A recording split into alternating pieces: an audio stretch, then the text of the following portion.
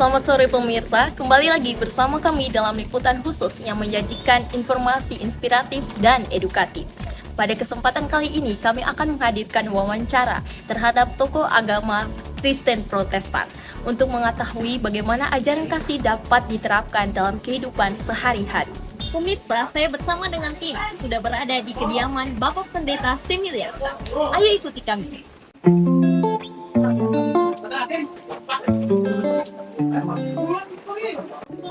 Selamat sore Bapak. Selamat sore, Yani. Mari masuk. Apa kabar? Baik. Ade, terima kasih banyak. Silakan duduk. Baik Pak. Selamat sore Bapak. Terima kasih Bapak telah bersedia meluangkan waktu untuk berbagi pemahaman bersama kami. Untuk pembuka, kami boleh tahu nama lengkap Bapak dan di gereja mana Bapak melayani? Beta nama Samuel Liasa, biasa dipanggil Semi.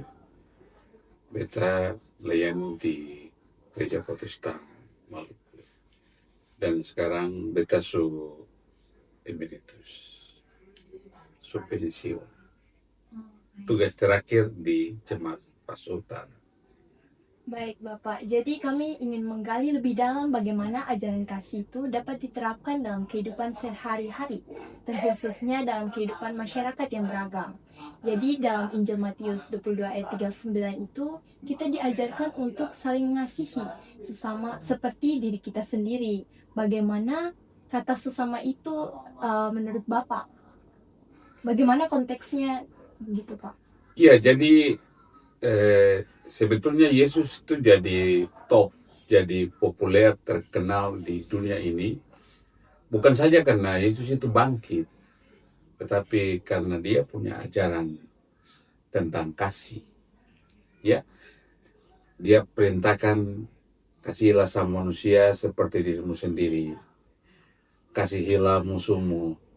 Kalau orang tampar pipi kiri, kasih pipi kanan. Dan itu sesuatu yang tidak tertulis di dalam buku-buku di agama lain.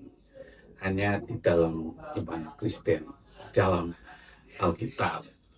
Dan yang dimaksudkan dengan Yesus mengajar kita harus mengasihi sesama, itu bukan saja kepada orang Kristen, tetapi kepada semua umat manusia.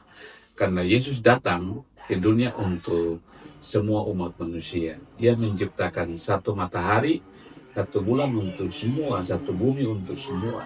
Jadi yang dimaksudkan dengan sesama itu adalah semua umat manusia yang ada di bumi. Baik Pak. Jadi dalam kehidupan sehari-hari ini kita sering melihat ada orang yang mengalami kesulitan atau ketidakadilan. Menurut Bapak, bagaimana iman Kristen mengajarkan kita untuk berani menolong mereka tanpa membedakan keyakinan, sebagaimana pesan dari Yosua 1 ayat 9, bahwa kuatkan dan teguhkanlah hatimu. Iya, jadi memang iman Kristen harus hidup dinamis untuk menolong orang-orang yang sulit, terutama mereka yang ada dalam ketidakadilan. Memang untuk melakukan itu kadang-kadang kita dibenci. Orang lebih suka katong melakukan keadilan. Orang lebih suka katong hidup di dalam ketidakadilan, ketidakjujuran, hidup melakukan yang salah. Tapi itu bukan iman Kristen. Tuhan mengajak kita untuk kita berlaku adil kepada siapa saja, ya, kepada semua orang, tanpa katong membedakan dia agama apa, dari suku mana, tinggal di mana, budaya seperti apa. Kepada semua orang kita harus berlaku adil di dalam kehidupan kita tiap hari. Baik Bapak. Jadi dalam tradisi Kristen juga dikenal konsep bahwa umat percaya adalah satu tubuh dalam Kristus. Bagaimana pemahaman ini mendorong kepedulian terhadap sesama menurut Bapak? Iya, jadi katong orang-orang Kristen diumpamakan dengan satu tubuh banyak anggota. Gereja-gereja harus bersatu, ya. Orang Kristen harus bersatu. Dalam persatuan itu kita memiliki kekuatan. Kita terus terdorong jalan bersama untuk menolong banyak orang.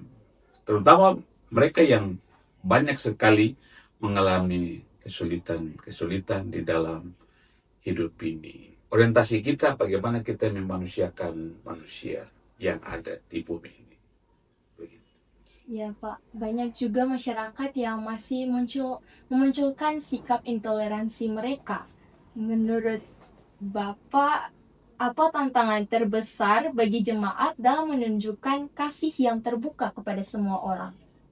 Iya, jadi sebetulnya kalau ada orang yang intoleransi dalam kehidupan, itu bukan saja menjadi tantangan, tetapi itu menjadi peluang, kesempatan untuk kita sebagai orang Kristen menyatakan Injil yang sebenar-benarnya.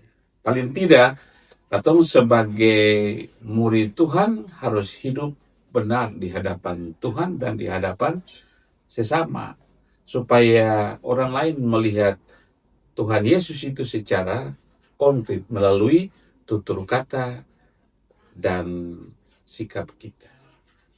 Baik Pak, sebagai penutup, apa pesan Bapak bagi generasi muda agar dapat meneladani kasih Kristus melalui tindakan nyata? Iya, jadi memang kita ini hidup di era digital. Terkadang era digital ini banyak tawarkan hal-hal yang salah. Dan terkadang kita terlena dan kita ikut serta melakukan hal-hal yang salah. Tetapi sebagai orang Kristen yang sudah diselamatkan oleh Yesus Kristus, kita harus memiliki prinsip hidup sebagai orang Kristen, bahwa dalam kehidupan tiap hari, semua anak muda harus berjalan dan berdiri di atas kebenaran firman. Dengan begitu, maka imannya bertumbuh dan dia jadi berkat bagi banyak orang. Baik Bapak, terima kasih atas pesan yang sangat menginspirasi Bapak. Terima kasih banyak adik-adik datang, beta juga sangat senang. Melalui wawancara yang telah dilakukan, kita belajar bahwa kasih dan kepedulian terhadap sesama menjadi dasar terciptanya kehidupan yang damai dan harmonis. Berikut pesan motivasi dari tim kami. Saat kita memilih mengampuni, kita sudah membangun jembatan, bukan tembok pemisah. Kebenaran tidak harus besar, cukup setia mengajarkan kebaikan setiap hari. Di tengah perbedaan, kasih Kristus mengingatkan kita untuk tetap rendah hati dan saling menghargai. Generasi muda dipanggil bukan hanya untuk percaya, tetapi menunjukkan kasih dalam tindakan nyata. Kasih bukan hanya tentang kata-kata, tetapi keberanian untuk tetap peduli dan bertindak. Demikian liputan yang kami sajikan. Saya Brigita Salamor bersama dengan tim yang bertugas melaporkan.